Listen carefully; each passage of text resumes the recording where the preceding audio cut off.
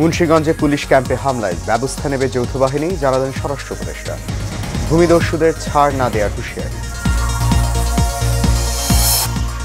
এখনো 9 জঙ্গিসহ সারা দেশে পলাতক 700 বন্দী, জানালেন কারা মহাপরিদর্শক। বাংলাদেশ জেলের নাম পরিবর্তনের উদ্যোগ। ঢাকায় বিজিবি বিএসএফ সীমান্ত সম্মেলন শুরু, আলোচনায় গুরুত্ব পাবে সীমান্ত হত্যা, পুশিন, অস্ত্র চোরাচালান ইস্যু। এবং ডাকসু নির্বাচনের প্রচারণা শুরু আজ, মানতে হবে আচরণবিধি, অমান্য করলে হতে পারে প্রার্থিতা বাতিল।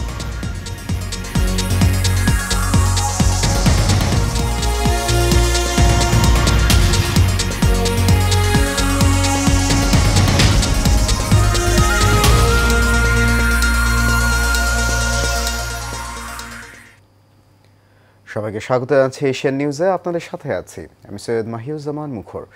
শুনছেন বিআরবি কেবল ইন্ডাস্ট্রিজ লিমিটেড সংবাদ শিরোনাম। যাচ্ছি পুরো খবরে। অন্তর্বর্তী সরকারের স্বরাষ্ট্র উপদেষ্টা লেফটেন্যান্ট জেনারেল অবসরপ্রাপ্ত মোহাম্মদ জাহাঙ্গীর আলম চৌধুরী বলেছেন, মুন্সিগঞ্জের গজারিয়ায় লুট করা অস্ত্র দিয়ে পুলিশের ক্যাম্পে হামলার ঘটনায় দ্রুতই ব্যবস্থা নেবে যৌথ বাহিনী। সকালে কেরানীগঞ্জের সুভাড্ডা খাল পুনর্খনন প্রকল্পের উদ্বোধনী অনুষ্ঠানে তিনি এই কথা বলেন। এ সময় খাল দখলকারীদের ছাড় দেওয়া হবে না বলে হুঁশিয়ারি দিয়ে জাহাঙ্গীর আলম বলেন, এই এলাকায় ভূমিদস্যুর সংখ্যা বেশি, সবাই মিলে প্রতিরোধ করতে হবে। অনুষ্ঠানে পরিবেশ, বন ও জলবায়ু পরিবর্তন মন্ত্রণালয়ের উপদেষ্টা সৈয়দা রিজওয়ানা হাসানা বক্তব্য রাখেন। তিনি বলেন, খালের পাড় যেন দখল না হয় সেজন্য ঢালাই করে দেওয়া হবে। এছাড়া পরিবেশ সংরক্ষণে সবার সচেতনতা জরুরি। বড় সমস্যা হলো এলাকায় ভূমিদস্যুর সংখ্যা খুব বেশি, যেহেতু শহরে এই ভূমিদস্যুদেরকে আপনাদের সবাই মিলে প্রতিহত করতে হবে। আর আপনারা অনেকেই কিন্তু এই ভূমিদস্যুরা কিন্তু খালের অংশ দখল করে নিছে, এগো কঠোর হস্তে দেখাও দমন করতে হবে। বাংলাদেশ জেলের নাম পরিবর্তন করে কারেকশন সার্ভিসেস বাংলাদেশ করার উদ্যোগ নিয়েছে কারা অধিদপ্তর। কারা সদর দপ্তরে আয়োজিত এক সংবাদ সম্মেলনে এই তথ্য জানান কারা মহাপরিদর্শক IG prison brigadier general Syed Mohammad Motaher Hossain. এ সময় এক প্রশ্নের জবাবে তিনি বলেন, এখনও 9 জঙ্গিসহ 700 জেল পলাতক ধরা পড়েনি। মোশাররফ তালুকদারের ক্যামেরায় কাউসার আহমেদের রিপোর্টে দেখুন বিস্তারিত। কারাগার কেন্দ্রিক সংশোধনের বিষয়টির উপর অধিক গুরুত্ব আরোপের জন্য বাংলাদেশ জেলের নাম পরিবর্তন করে কারেকশন সার্ভিসেস বাংলাদেশ নতুন নামকরণের উদ্যোগ নিয়েছে কারা অধিদপ্তর। সংবাদ সম্মেলনে এ তথ্য জানান আইজি প্রিজন। সরকার নীতিগতভাবে সিদ্ধান্ত নিয়েছে বাংলাদেশ জেল ডিপার্টমেন্টের নামটা পরিবর্তন করে কারেকশনাল সার্ভিস বাংলাদেশ করবে। এ সময় তিনি বলেন, কারাগারে বন্দীদের শাস্তি নয়, সংশোধনের উপর জোর দেওয়া হচ্ছে। এছাড়া বন্দীদের উৎপাদনমুখী করতে নানা কার্যক্রম পরিচালনা করছে কারা অধিদপ্তর। নিয়ে যেতে পারি যাতে তারা কারাগারে বসে উৎপাদনমুখী হয়ে ইভেন তাদের পরিবারের সাফারিংসটাকে কমাতে পারে। হয়তোবা বন্দী থাকার কারণে তাদের চলাচল সীমিত থাকবে, বাট তারা উৎপাদনমুখী হয়ে তাদের নিজস্ব খরচগুলো মেটাতে পারবে। এর পাশাপাশি তার এরকম একটা কার্যক্রম প্রক্রিয়া আমরা নিয়েছি এবং আশা করি এই ক্ষেত্রে আমাদের হয়তোবা যদি সরকার চূড়ান্তভাবে অনুমোদন করেন তাহলে আমরা সরকারি বেসরকারি ব্যবস্থাপনা এবং সহযোগিতায় এই কাজগুলো এগিয়ে নিয়ে যেতে পারবো এবং তখন হয়তোবা কারাগারগুলো একটা উৎপাদনমুখী একটা পরিবেশ সৃষ্টি হবে। সাংবাদিকদের প্রশ্নের জবাবে আইজি প্রিজন বলেন, 5 আগস্ট সারা দেশের জেলখানা থেকে 2200 বন্দী পালিয়েছে, যার মধ্যে 700 এখনও পলাতক রয়েছে। এদের মধ্যে 9 জন জঙ্গি, বাকিরা যাবজ্জীবন বা অন্যান্য মামলার আসামি। 700-র অধিক বন্দী এখনো পলাতক আছে। তার মধ্যে আমরা যেটা বলছিলাম যে জঙ্গি অথবা মৃত্যুদণ্ডপ্রাপ্ত এরকম 69 জন বন্দী এখনো এর মধ্যে 700-র অধিকের মধ্যে যারা এখনো পলাতক আছেন। তার মধ্যে আপনাদের প্রেসাইজলি বলি জঙ্গি আছেন 9 জন, বাকি রয়েছে বিভিন্ন মৃত্যুদণ্ড এবং যাবজ্জীবন প্রাপ্ত আসামি। জানান, মাদকের বিরুদ্ধে কঠোর অবস্থান নিয়েছে কারা দপ্তর। বন্দীদের উৎপাদনমুখী করতে কারেশনা ইন্ডাস্ট্রিয়াল পার্ক তৈরির পরিকল্পনাও নেওয়া হয়েছে। কাউসার আহমেদ, এশিয়ান টেলিভিশন, ঢাকা। ঢাকায় আজ থেকে শুরু হয়েছে বর্ডার গার্ড বাংলাদেশ, বিজিবি ও ভারতীয় বর্ডার সিকিউরিটি ফোর্স বিএসএফ এর মহাপরিচালক পর্যায়ের 56তম সীমান্ত সম্মেলন। 4 দিনব্যাপী এই সম্মেলন চলবে আগামী বৃহস্পতিবার পর্যন্ত। সম্মেলনে যোগ দিতে বিএসএফ মহাপরিচালক দলজিৎ সিং চৌধুরীর নেতৃত্বে 9 সদস্যের ভারতীয় প্রতিনিধি দল সোমবার বিকেলে ঢাকায় পৌঁছান। বিজিবির এক সংবাদ বিজ্ঞপ্তিতে জানানো হয়েছে, ভারতীয় প্রতিনিধি দলে বিএসএফ এর ঊর্ধ্বতন কর্মকর্তা ছাড়াও দেশটির স্বরাষ্ট্র ও পররাষ্ট্র মন্ত্রণালয়ের প্রতিনিধিরা রয়েছেন। অপরদিকে বাংলাদেশ পক্ষের প্রতিনিধি দলে সীমান্ত সংশ্লিষ্ট বিভিন্ন সংস্থার কর্মকর্তারা অংশ নিচ্ছেন। জানা গেছে, সম্মেলনে সীমান্ত হত্যা, মাদক ও অস্ত্র চোরাচালান, অবৈধ অনুপ্রবেশ রোধ সহ নানাবিধ ইস্যুতে আলোচনা হবে। বিশেষ করে সম্প্রতি ভারতীয় গণমাধ্যমে বাংলাদেশ বিরোধী অপপ্রচার এবং এর জেরে সীমান্ত এলাকায় সৃষ্ট উত্তেজনার প্রশমনের বিষয়েও আলোকপাত করা হবে। শপথ গ্রহণ করেছেন সুপ্রিম কোর্টের হাইকোর্ট বিভাগে নিয়োগ পাওয়া 25 বিচারপতি। দুপুরে সুপ্রিম কোর্টে জাজেস লাউঞ্জে তাদের শপথ পাঠ করান প্রধান বিচারপতি ডক্টর সৈয়দ রেফাত আহমেদ। শপথ অনুষ্ঠান পরিচালনা করেন হাইকোর্ট বিভাগের রেজিস্ট্রার মুয়াজ্জেম হোসাইন। এর আগে সোমবার সুপ্রিম কোর্টের হাইকোর্ট বিভাগের বিচারপতি হিসেবে 25 জনকে নিয়োগ দেয় সরকার। আইন, বিচার ও সংসদ বিষয়ক মন্ত্রণালয়ের আইন ও বিচার বিভাগ থেকে সোমবার রাতে এই সংক্রান্ত প্রজ্ঞাপন জারি করা হয়।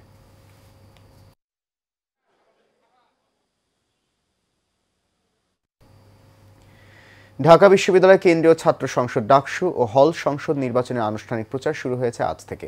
আগামী 7 সেপ্টেম্বর পর্যন্ত প্রচার চালাতে পারবেন প্রার্থীরা। আর 9 সেপ্টেম্বর নির্বাচন অনুষ্ঠিত হবে। প্রতিদিন সকাল 10টা থেকে রাত 11টা পর্যন্ত প্রচারের সুযোগ থাকবে। আর নির্বাচন প্রচারের জন্য প্রার্থীদের মানতে হবে কড়া আচরণবিধি। নির্বাচন কমিশনের আচরণবিধির নীতিমালা অনুযায়ী ভোটার ছাড়া অন্য কেউ বিশ্ববিদ্যালয় এলাকায় প্রচারে অংশ নিতে পারবেন না। ডাকসু ও হল সংসদের প্রার্থীরা সাদা কালো পোস্টার, লিফলেট বা হ্যান্ডবিল ছাপানো ও বিলি করতে পারবেন। সেখানে প্রার্থীদের সাদা কালো ছবি ছাড়া অন্য কারো ছবি বা প্রতীক ব্যবহার করা যাবে না। কোনো প্রার্থী বা তার পক্ষে কেউ তোরণ ও আলোকসজ্জা করতে পারবেন না। তবে অস্থায়ী প্যান্ডেল, শামিয়ানা ও মঞ্চ স্থাপন করা যাবে। কোনো প্রার্থী বা তার পক্ষে কেউ নির্বাচনী আচরণবিধি ভঙ্গ করলে সর্বোচ্চ 20,000 টাকা জরিমানা, প্রার্থিতা বাতিল বা বিশ্ববিদ্যালয় থেকে বহিষ্কার অথবা আইন অনুযায়ী যে কোনো দণ্ডে দণ্ডিত হবে।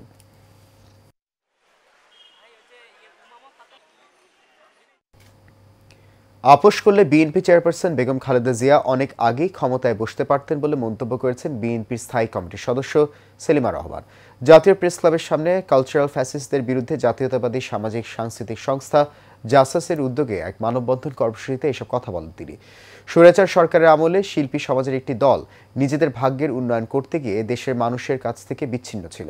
তাই আগামীতে দেশের শিল্পী সমাজকে স্বৈরাচারের বিরুদ্ধে সোচ্চার থাকার আহ্বান জানান সেলিমা রহমান।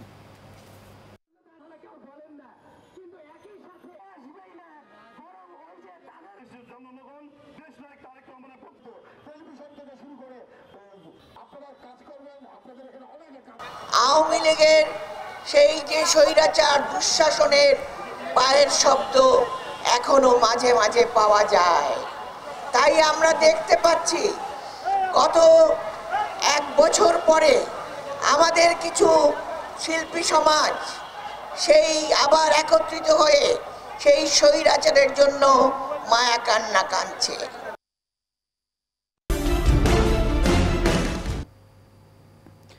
সাভারের ভাকুরতায় চাঞ্চল্যকর মালেক হত্যাকাণ্ডে জড়িত খুনিদের গ্রেপ্তার ও শাস্তির দাবিতে মানববন্ধন ও বিক্ষোভ মিছিল করা হয়েছে।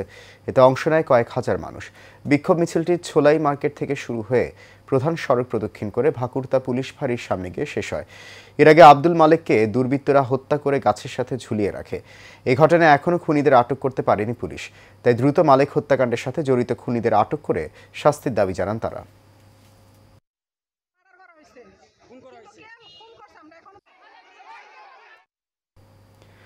সুনামগঞ্জের দোয়ারা বাজারে 7ম শ্রেণীর এক ছাত্রীকে ধর্ষণ চেষ্টার অভিযোগে হয়রানির প্রতিবাদে মামলা প্রত্যাহারের দাবিতে সংবাদ সম্মেলন করেছে ভুক্তভোগীর পরিবার। সংবাদ সম্মেলনে লিখিত বক্তব্য পাঠ করেন ভুক্তভোগীর চাচা মুখলিসুর রহমান। তীব্র নিন্দা ও প্রতিবাদ জানিয়ে সাজানো মিথ্যা মামলা দ্রুত প্রত্যাহারের দাবি জানান তিনি। এ সময় তিনি বলেন, অতীতে একটি তুচ্ছ বিষয় নিয়ে দুপক্ষের নারীদের মধ্যে ঝগড়া হয়। পরে মোহাম্মদ আলীকে পরিকল্পিতভাবে তাকে ধর্ষণ চেষ্টা মামলায় আসামি করা হয়।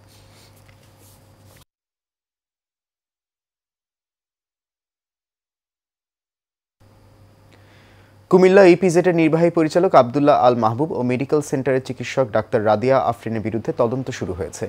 মেডিকেল সেন্টারের নিয়োগ, বাণিজ্য ও স্বজনপ্রীতি বিষয়ে দুর্নীতি দমন কমিশন ও কুমিল্লা আঞ্চলিক দুর্নীতি দমন কমিশনকে তদন্ত সাপেক্ষে ব্যবস্থা গ্রহণের আদেশ দেওয়া হয়। এছাড়া চলতি নিয়োগ স্থগিত করার আদেশ দিয়েছে দুদক।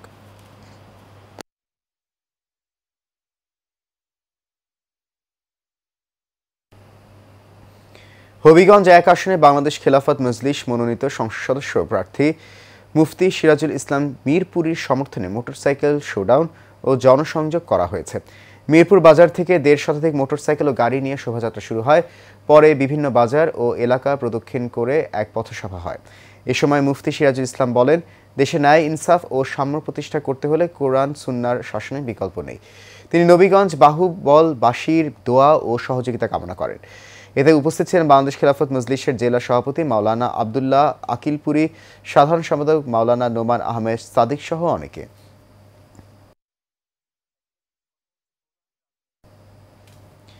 গোপালগঞ্জে বাড়ি ও জমি ফিরে পাওয়ার দাবিতে মানববন্ধন করেছে ভুক্তভোগী এক পরিবার।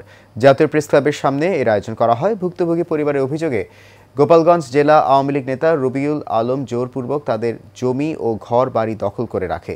তার বিরুদ্ধে কেউ কথা বললে প্রাণনাশের হুমকি দেন তিনি। মানববন্ধনে রবিউলের বিরুদ্ধে শাস্তি ও বাড়িসহ জমি ফিরে পেতে প্রশাসনের হস্তক্ষেপ কামনা করেন তারা।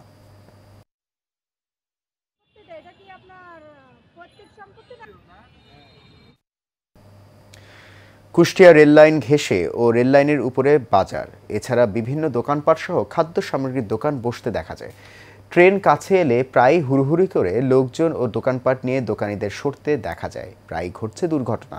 এ বিষয়ে কর্তৃপক্ষ দ্রুত ব্যবস্থা গ্রহণ না করলে যে কোনো সময় ঘটতে পারে বড় ধরনের দুর্ঘটনা। কুষ্টিয়া থেকে হারুনুর রশিদের ক্যামেরায় হাসিবুর রহমান রিজুর রিপোর্ট, জানাচ্ছেন কাউসার মাহমুদ।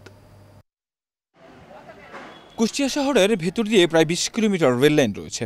কুষ্টিয়া রেল স্টেশনের অদূরেই মূল শহরের ভেতর রয়েছে 4টি রেলগেট। এর মধ্যে 2টি রেলগেটের মাঝপথ জুড়েই বসছে বাজার সহ নানা ধরনের দোকান। ট্রেন কাছাকাছি এলেই শুরু হয় দোকান সরানোর হুড়োহুড়ি। পথচারীরা বলেন, রেলের উপরে বসা দোকানপাট না সরালে যে কোনো সময় ঘটতে পারে দুর্ঘটনা। আগে দেখে সে আগে বলে যে ভাই ট্রেন আসছে সবাই সরে যান।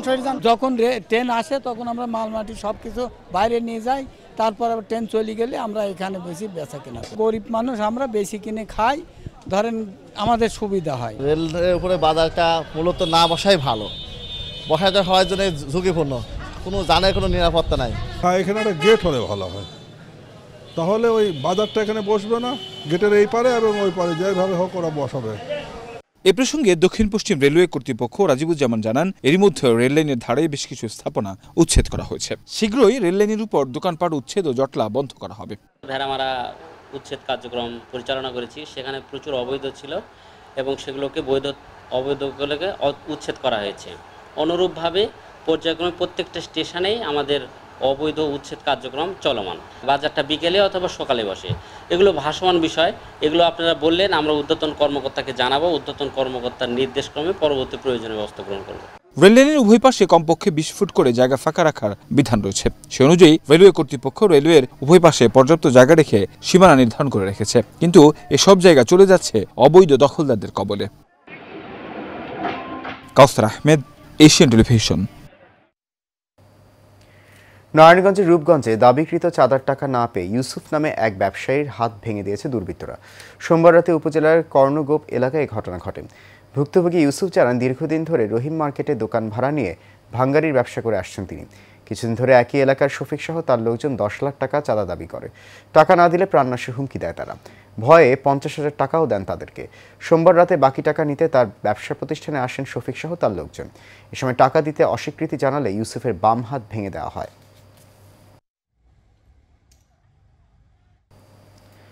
রাজধানী হাতিরঝিল থানা মহিলা দলের উদ্যোগে মতবিনিময় সভা হয়েছে।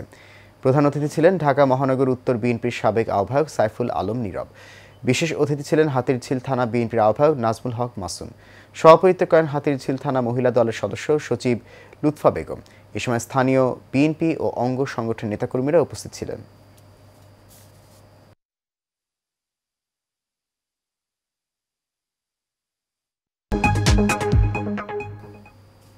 বাণিজ্য সংবাদ। বাংলাদেশের রোগীদের বিশ্বমানের চিকিৎসা সেবা নিশ্চিতে স্বাস্থ্যসেবার আন্তর্জাতিক হাসপাতাল চেইন অ্যাপোলোর অঙ্গ প্রতিষ্ঠান অ্যাপোলো ক্লিনিক এখন ঢাকায়। বাংলাদেশের প্রতিষ্ঠানটি পরিচালনা করছে JMI স্পেশালিস্ট হসপিটাল লিমিটেড। শনিবার সন্ধ্যায় রাজধানীর একটি হোটেলে অ্যাপোলো ক্লিনিকের কার্যক্রম উদ্বোধন করা হয়। এর মাধ্যমে প্রথমবারের মতো বাংলাদেশে যাত্রা শুরু করল ভারতের অ্যাপোলো ক্লিনিক।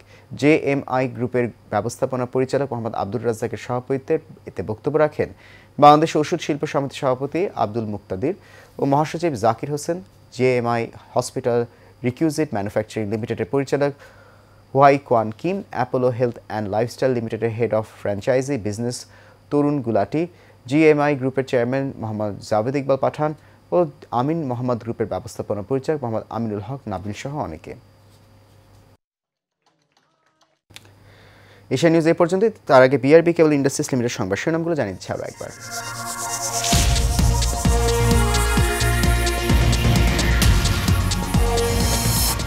মুন্সিগঞ্জে পুলিশ ক্যাম্পে হামলায় ব্যবস্থা নেবে যৌথ বাহিনী, জানালেন স্বরাষ্ট্র উপদেষ্টা।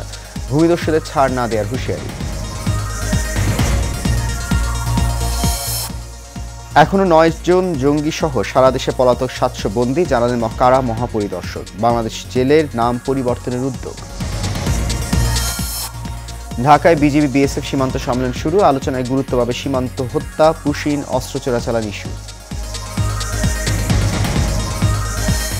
এবং ডাকসু নির্বাচনের প্রচারণা শুরু হচ্ছে আজ, মানতে হবে আচরণবিধি, অমান্য করলে হতে পারে প্রার্থিতা বাতিল।